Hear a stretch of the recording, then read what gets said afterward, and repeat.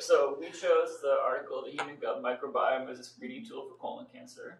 This was coming out of University of Michigan a few years ago. So we'll just start with a little bit of background. So colon cancer is the third most common malignancy in the United States. It accounts for about 500,000 deaths a year. And colon carcinogenesis is a stepwise process in which precancerous adenomatous polyps develop, and if left untreated, they can progress to cancer.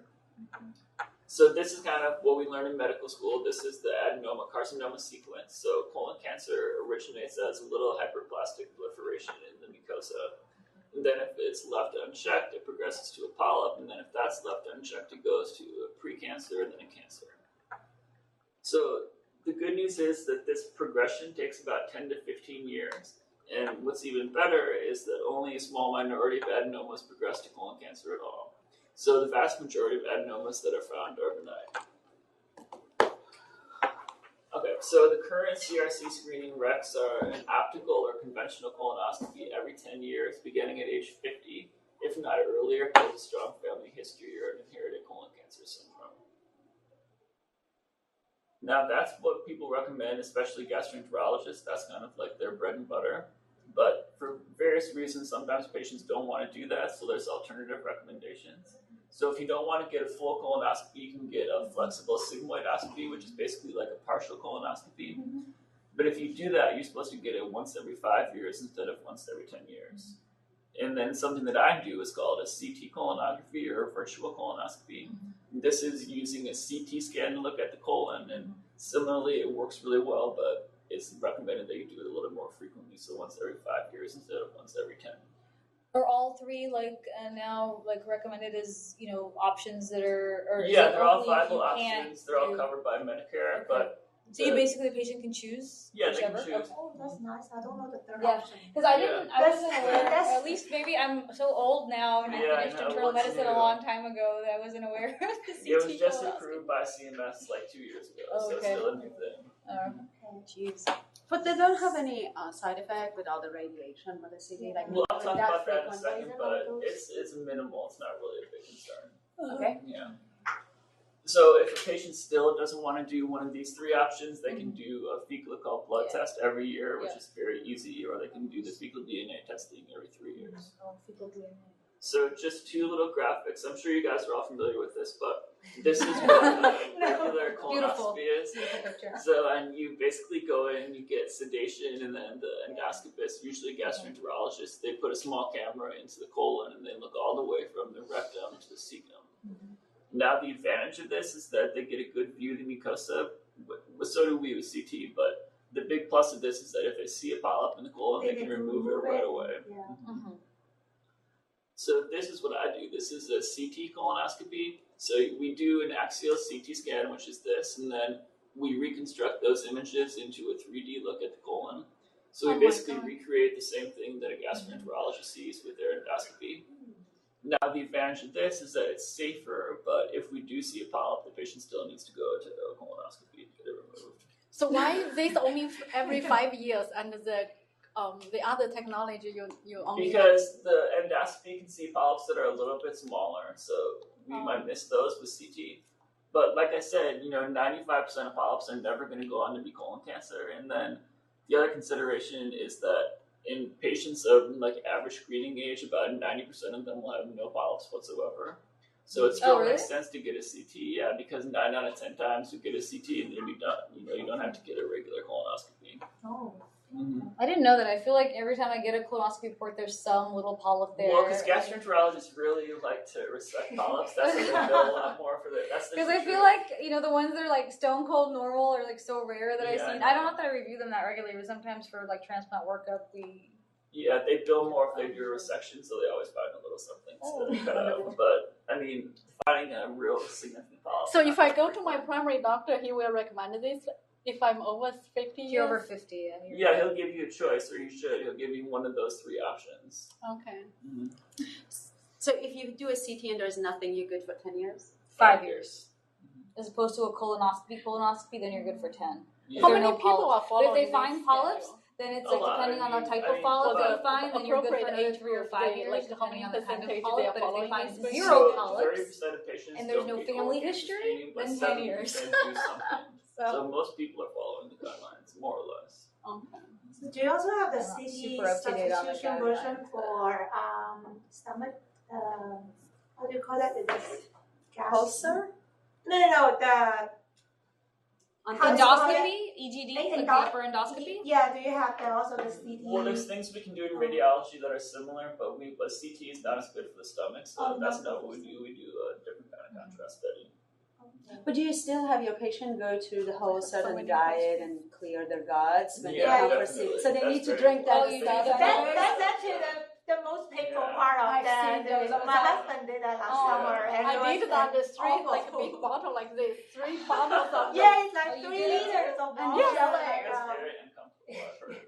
Yeah, I it's love not- What's in that drink? What's It's just like a laxative to clear out the Laxative. colon.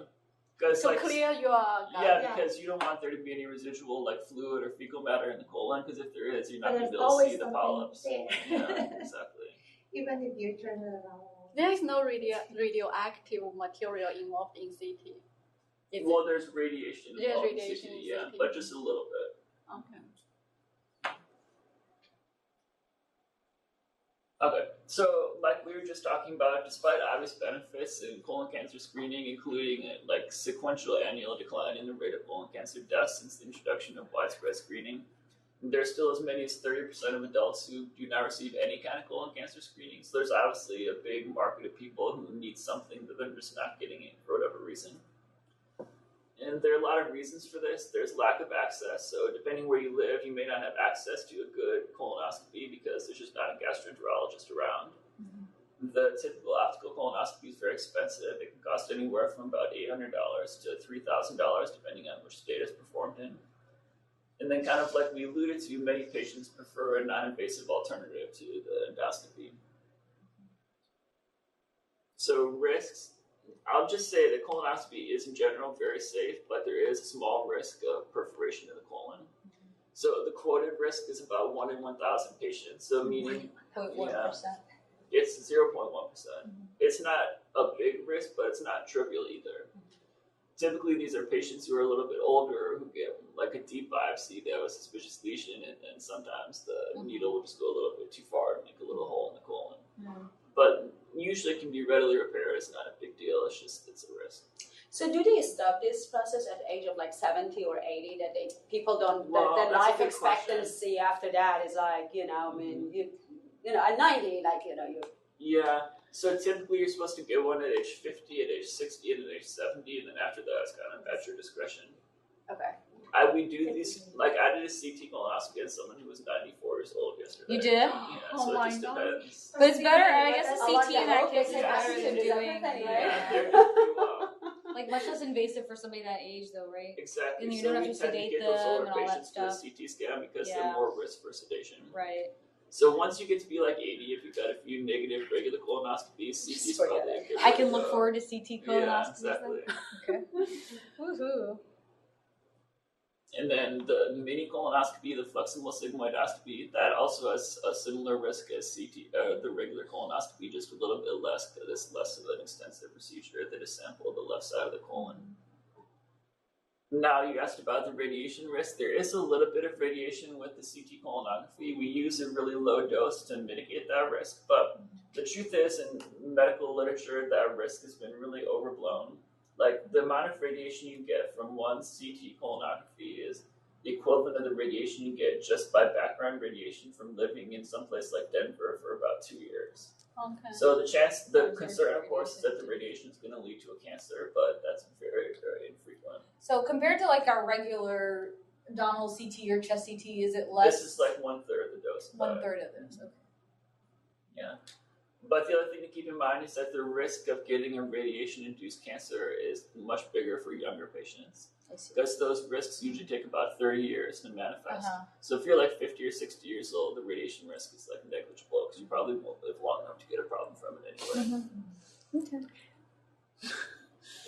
Is there a study people living in like Denver, they have the cancer? No, they don't. I mean, incidences? all these cancer risks from radiation were extrapolated from like the Hiroshima and Nagasaki bombs, but that was like much higher doses of radiation. Those patients got cancer. So what investigators did was they said, okay, this amount of radiation created this number of cancers, and then they extrapolated way back down to these lower doses and said it might create a cancer risk. So it's never really But been it doesn't studied. really make sense, you know. It's kind of like saying if you get in a car accident going 50 miles per hour, you have like a 25% chance of dying. So then if you get in a car accident going 10 miles per hour, you have 1/5 of that chance of dying. But it's not really true because your risk is so much lower. Relationship. Exactly. Yeah. Okay. So bottom line, the risk of radiation is not that big of a concern. Mm-hmm. Okay. Now, talking about the fecal occult blood testing, that's obviously very safe and easy to do, but it's very insensitive. Mm-hmm. So the estimated sensitivity of the fecal occult blood test is only about 9 to 12%. You can improve this if you screen at a little bit more frequent intervals, but it's never going to be nearly as good as the other types of This is screening too low, the methods. sensitivity. Yeah, it's not very good. So that leads us to the human gut microbiome, because we're talking about different forms of cancer risk stratification. So the definition, and I didn't know any of this stuff before I read the article. I had to do some background reading. This isn't really my area of expertise, but I'll do my best. No, So, mine either. The microbiome is the microorganisms and genes they harbor that reside in the human oral cavity and the intestinal tract. And the microbes that reside in the human gut are key contributors to both host metabolism and immunity. So this is just a graphic from a review article that I found in Nature. This is just showing you that there's actually 10 times more microbial cells in the gut than there are human cells. They outnumbered by a factor of 10. Mm-hmm. So there's just tons of these cells, and they're kind of ripe for scientific exploration. And the cool thing is that they interact with the host cell in many different ways. There's different systems that recognize and monitor the presence of these microorganisms in the body. So in the GI tract, there's specialized epithelial cells in the lamina propria that play a critical role in this kind of recognition process. And the GI tract, because it's exposed to what we eat, is exposed to a huge number of microbial species. And in fact, the GI tract harbors the largest percentage of immune cells in the entire body for this reason. So this is another complex graphic, but it's just showing you that there's all these gut bacteria in the microbiome, and then these are the lamina propria cells in our body that interact with them.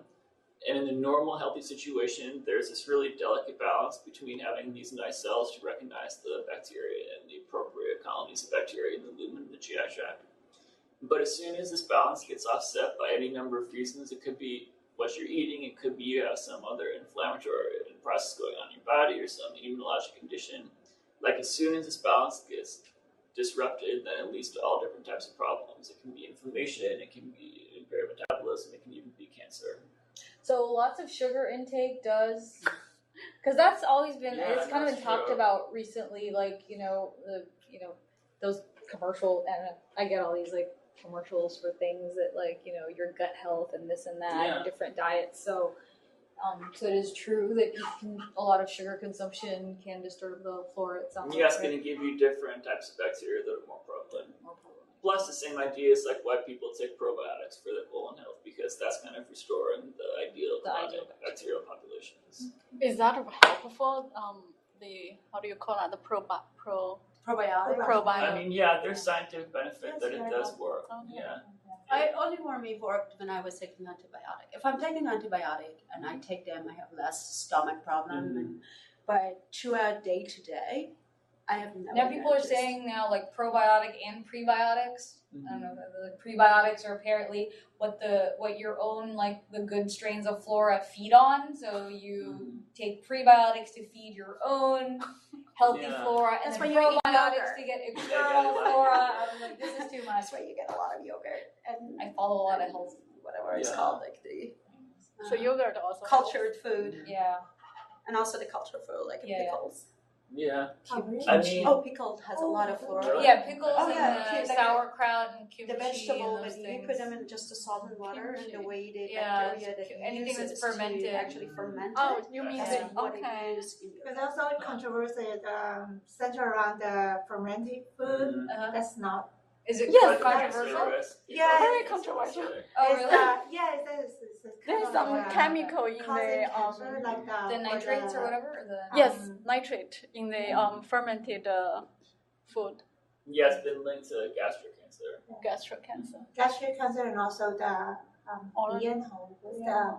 is not just for the stomach, but the thing that's Esophagus. the mouth, Also in the Oral mouth. cancer. throat cancer, or Yeah, something like that. Yeah. Gee. Yeah, it's, So many risk factors. How do I live? Like, you know, we should have not evolved. Just die at 35 and call it a day. just don't overeat anything. Yeah, just try to be healthy. Okay, so what's the clinical significance of the gut microbiome? Well, many researchers have shown that if you have an imbalance in the normal gut microbiome, that's been linked to several disease states, including obesity, type 2 diabetes, inflammatory bowel disease, and even cancer, which is the subject of this paper. So basically, it's kind of like a chicken and the egg thing. We don't know if like being obese kind of changes the microbiome or vice versa, but there's definitely been associations that people with these problems have distinctly different bacteria in their colon than if they don't have these diseases. So that's kind of the impetus for this. So this could be also genetically related. Some bacteria, they're easier to totally. inhabit in your gut. Yeah, and that's some, absolutely true. Okay. Yeah, so just like I said, these are associations, they're not strict causal relationships. This is all very investigational right now. Okay, but it's now understood that bacteria can directly contribute to the development of colon cancer. So this occurs through release of cancer-associated metabolites and genotoxic virulence factors. That's well known and been well studied. And patients with colon cancer have an abnormal gut microbiome structure compared to healthy patients, like we just said. So that brings us to the study objective. So the authors wanted to determine whether use of novel microbiome biomarkers of colon cancer in concert with conventional clinical risk factors could improve colon cancer risk stratification. Okay, I'll let you take over now. Okay. I'm not going to be as fluent as you, but I'll try, and I'm sure my slides wouldn't be as exciting topics and everybody wants to know about.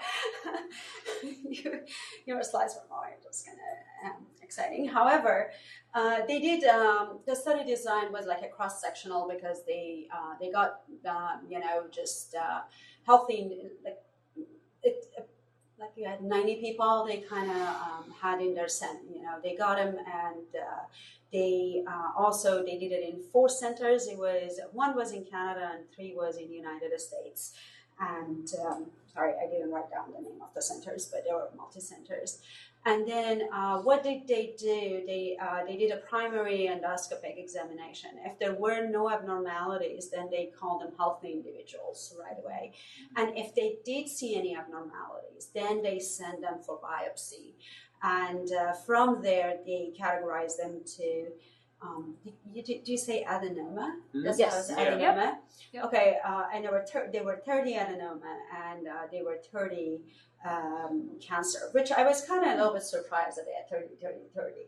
That was a little bit 30 normal, 30. Everything is I was kind of That's a little bit looks like how like did a third you of do people, like that's weird. How did they got this sample? I'm not sure, but that's what they actually reported, and they never said how they actually, because I have no idea. Did they pick it? Is it like a case control study? No, like it's not. It's not. It's a cross sectional.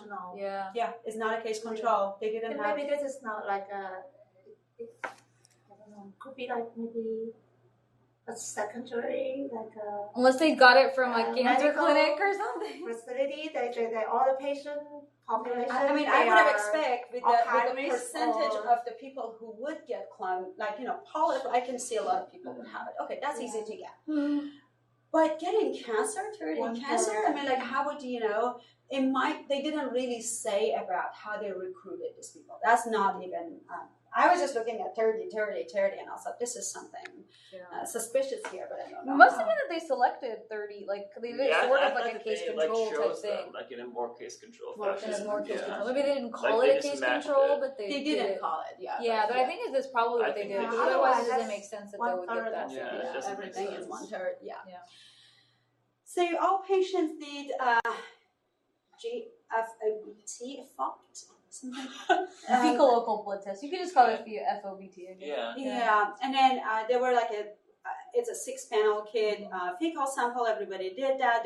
And then the way the paper explains that they do it, they don't do any preservative. They send it to the center. They keep it within 24 hours, and they process it right away. And then they store it at 80 degrees centigrade, and and then process it, and then they extract the DNA. And it's just kind of all of them were consistent on on processing the sample. There were no statistical difference in age and medical use in the group.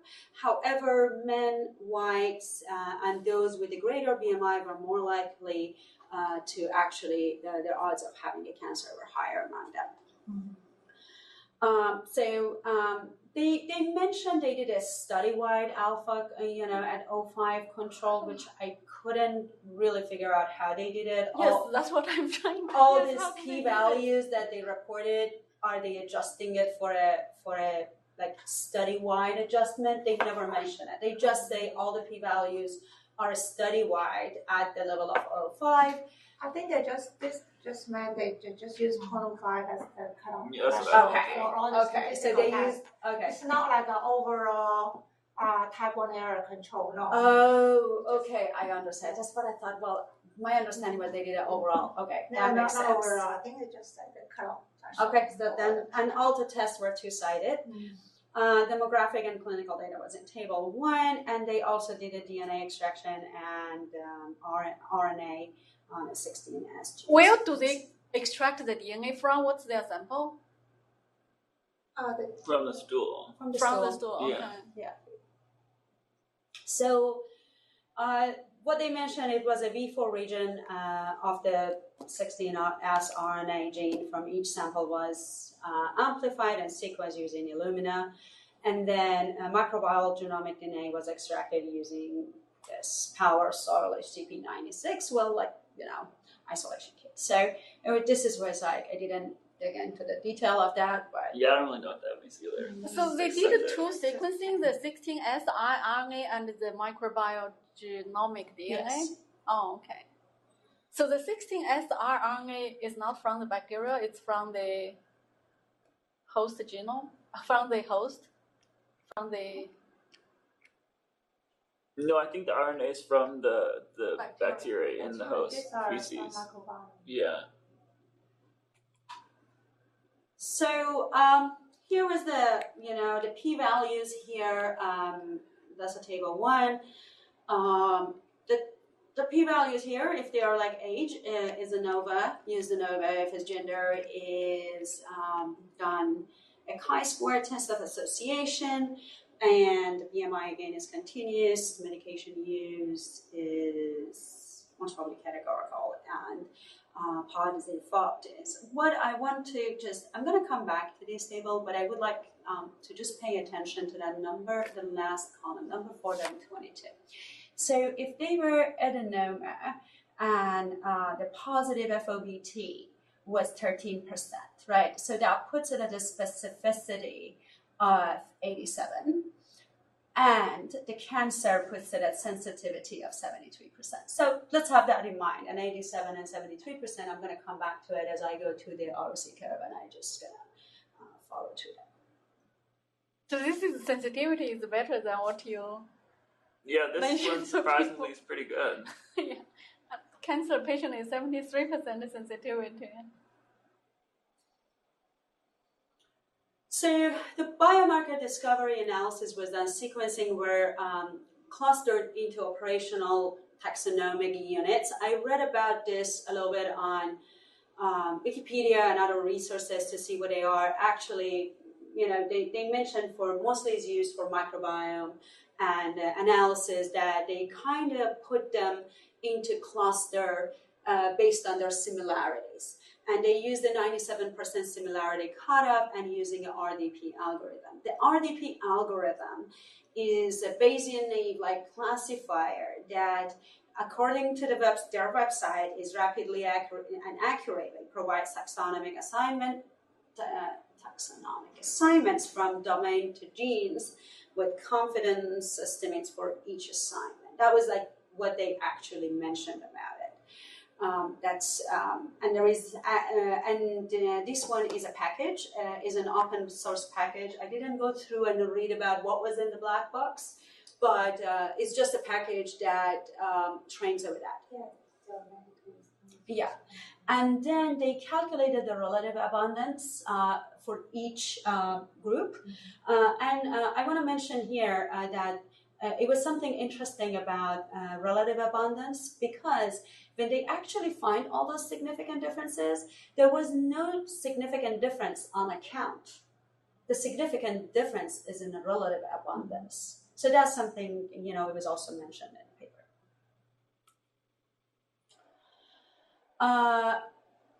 And then also they use so if you guys remember in the class, we talked about, we do a preliminary kind of screening, or we do some sort of discrimination at the beginning, which one of them we talked about Kruskal-Wallis. If you have multiple groups, it was we talked about Wilcoxon ransom test, that was if it was two groups, and this is non-parametric. And the way they do that, these are not, we do it pairwise, and then, for example, if we had thousands of genes, then we would adjust for like false discovery rate, or we do some sort of correction, or we kind of sort them based on p-value and we pick the top 10.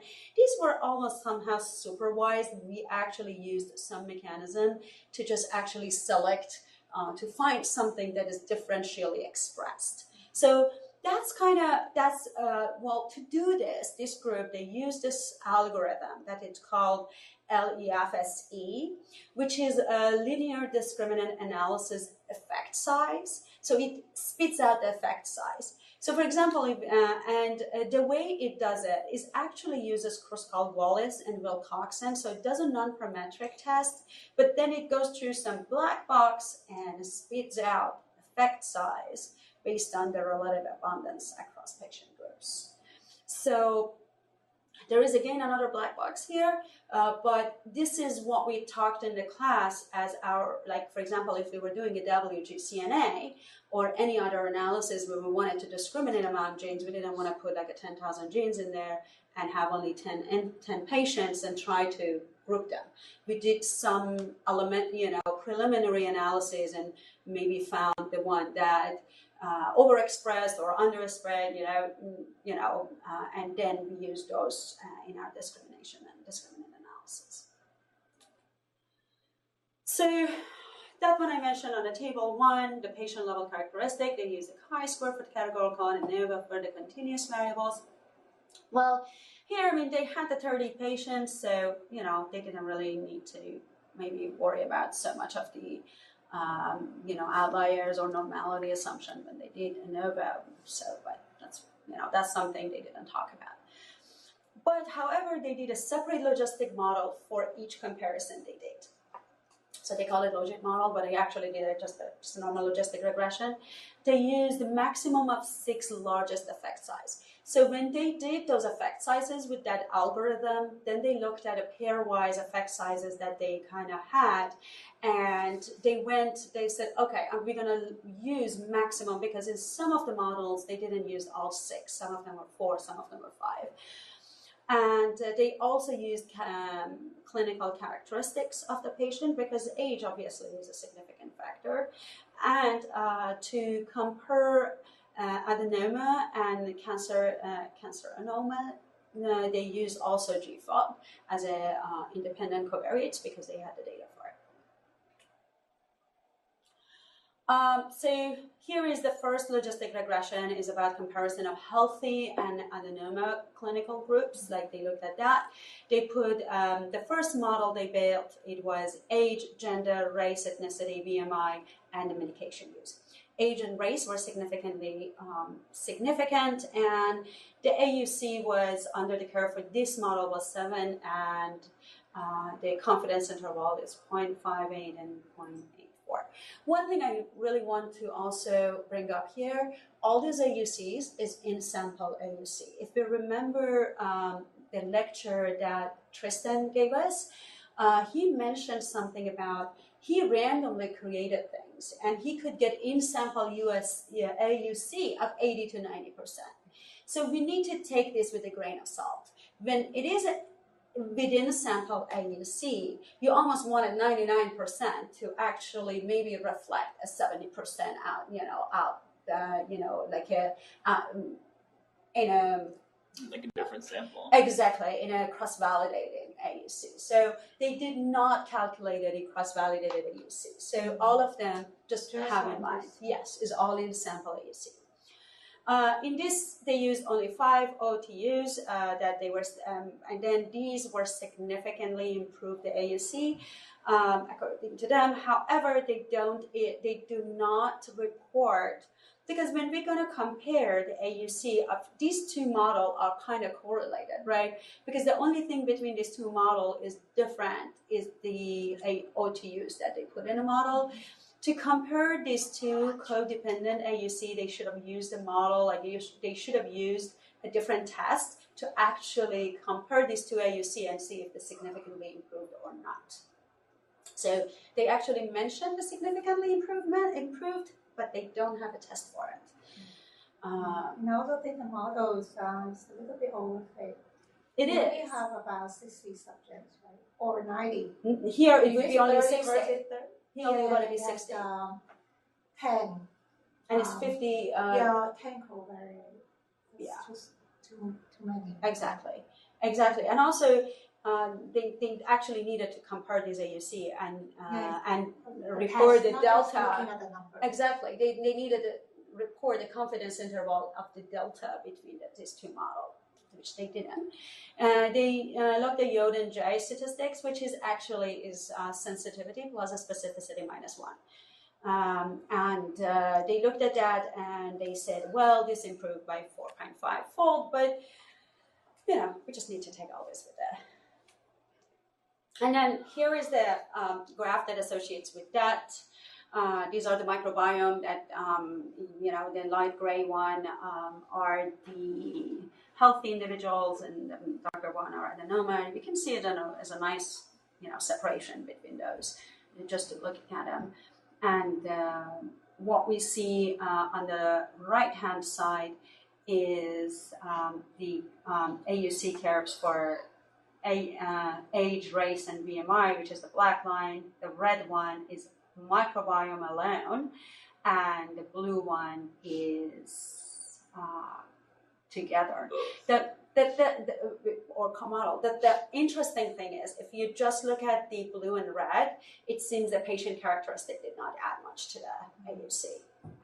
They're really covering each other at some places. In the end, it's a little bit better, but I don't think so. You can make AUC worse by adding covariates. That's why they really need to report those delta, because the more we add covariates, AUC just going to get better. Then they did a comparison of healthy and cancer groups, and in that one they put age, gender, race, ethnicity, BMI, and medication use. However, I said all were significant. What I meant, it is age, gender, and BMI, and race. Those characteristics. Medication was not ever significant. AUC was again about 80%, and they used the 6 OTUs in that one, the microbiome, and the AUC increased to 9.2, and moving from 85 to 98.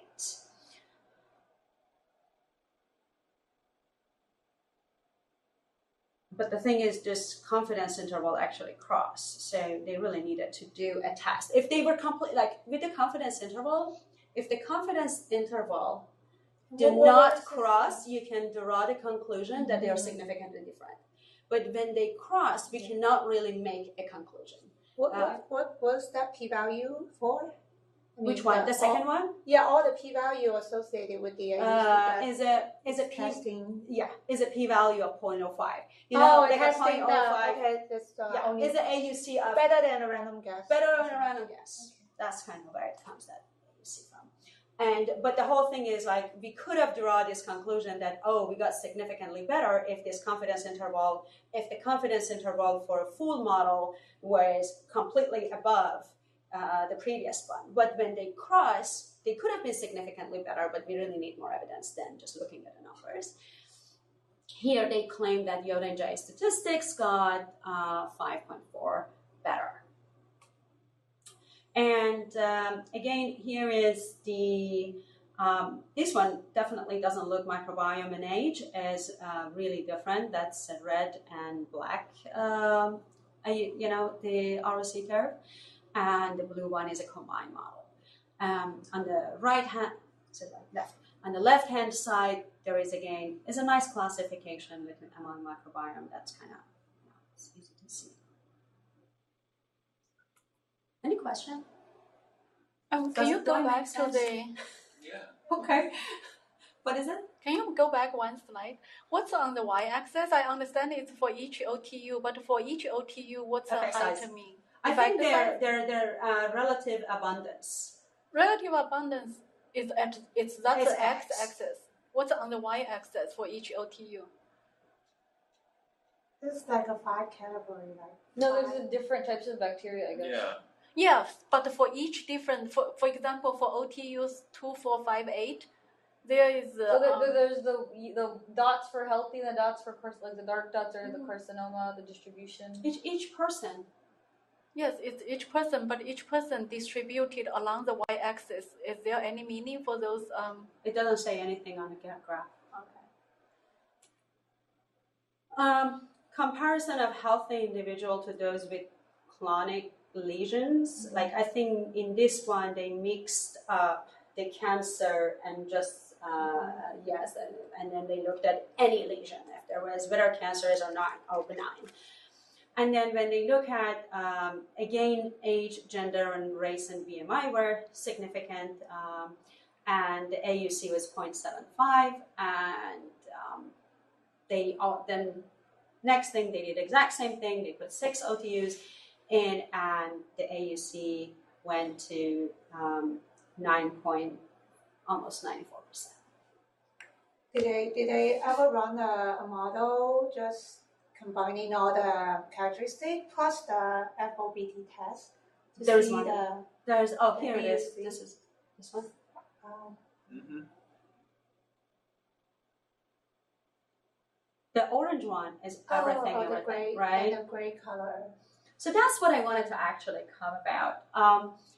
Well, that gray line definitely is wrong because this is a single point AUC. And remember when I said the sensitivity and a specificity was like 87%, and like the sensitivity for this one is like 30%. So that point is actually should have been on that 2 numbers, very close to the 2 numbers that they actually reported in the table 1. However, when we're looking at this, 1 minus 87 is about 13. So on the 1 minus a specificity, they're not too far, that they are on that point 13. But when we go to sensitivity, for 1 point, it should have been up there.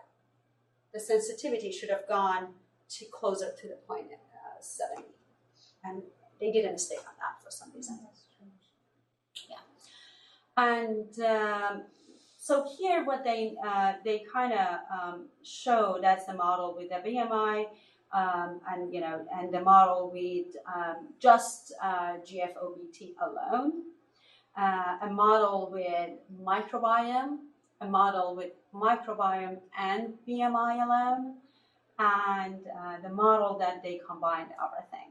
And they said they almost have a perfect classification when they put everything together. However, even the 95% in sample AUC doesn't mean perfect discrimination, just because they're all in sample. I'm using the sample to decide about the sample, so that's kind of. So that's what I actually explained right now, right before, comparing, just to compare adenoma and carcinic group, the odds ratio of GFOBT, it was 3.76. That's just like using that to discriminate cancer against non-cancer. AUC of a single variable, it was 0.61. It is wrong, right? It shouldn't be this low. No, The odds ratio is so high. exactly. They did a mistake. Yeah, and the thing is, when we looked at that table that I mentioned, look at the sensitivity. The sensitivity was 80%, and in this, the sensitivity never goes to the 80%, and is a single point. You should have, yes, they should have pulled it up, but I don't know why they did it here. And just the microbiome alone, they said is 95%. The model combining BMI and GFOBT and microbiome data was almost 1. So this one was a pre-test and post-test. I really didn't much get to it, just to explain what just happened here. Sorry, post-test probability. I think what they were talking about, it was just a pre-test and post-test like probability that they got when they used microbiome, and the microbiome actually increased. And when they looked at the same age person at the beginning of the table, they said it was a 65-year-old, I believe, that here it is, this one. The pre-test was about one in 1,000, like kind of like that. And then when actually they put the microbiome post-test, it becomes to 0.11. So it's, increased their possibility to 1 in, 11 in 100 or 1 in 10. So it's kind of, that's what they were talking about. That based on the pre-test, if only they used what they had with the patient characteristic, that was the probability they could come up with, and this is the post-test. That's based on the paper. And let me see, sorry. I think this is, I'm going to read it because I couldn't completely understand it. GFB has a TPR of 26/60, 43%, and a PR of 0/30. False positive, right? Yeah, True false. positive Oh, rate. that's what I mean. Okay. True positive rate and a false positive rate for colorectal cancer, which is quite hard to improve. The detection of adenoma might be more of the interest. Most of the characteristics are significantly different among the groups. This is May's slide. Okay, yeah, I wrote this last couple. Okay, so that was way more clear than I could have presented that because I didn't understand half of those things. Well, Okay, so basically, just to summarize, this showed that these relative abundance data from the human gut microbiome can differentiate people with healthy colons from those with adenomas and cancer. That's the whole point of this. So if you had a failure to detect at least one of those 5 operational taxonomic units, that heralded the presence of an adenoma, increasing the probability 50-fold, which is obviously a big improvement. So these results suggest that the human gut microbiome might not only be a critical factor in the development of colon cancer, but could also be a useful biomarker for early detection and prevention. So just out of interest, these Fusobacterium and Porphyromonas species were enriched among patients with colon cancer. These are really common commensal organisms in the mouth, and they've been extensively linked to periodontal disease and oral inflammation. So maybe if you brush your teeth very well, you have a less chance of getting a colon cancer. I like that. You know what? That picture was in a model up in the middle, and I said, does he need that? Maybe he put it for a reason. So I didn't delete it. I said, let me just make it a small. Yeah. That's a good one. So just like we already talked about, this was a pretty small sample size, so you have to be cautious about drawing big inferences. And they didn't really establish a causal role for gut bacteria in this study. This merely demonstrates an association. So we definitely need subsequent larger studies to confirm these findings, and obviously in different patient populations to see if they would persist. And then it'd be nice to explore what potential causal mechanisms might be present to substantiate these findings. So that's it. Thank you. Yeah, thank you.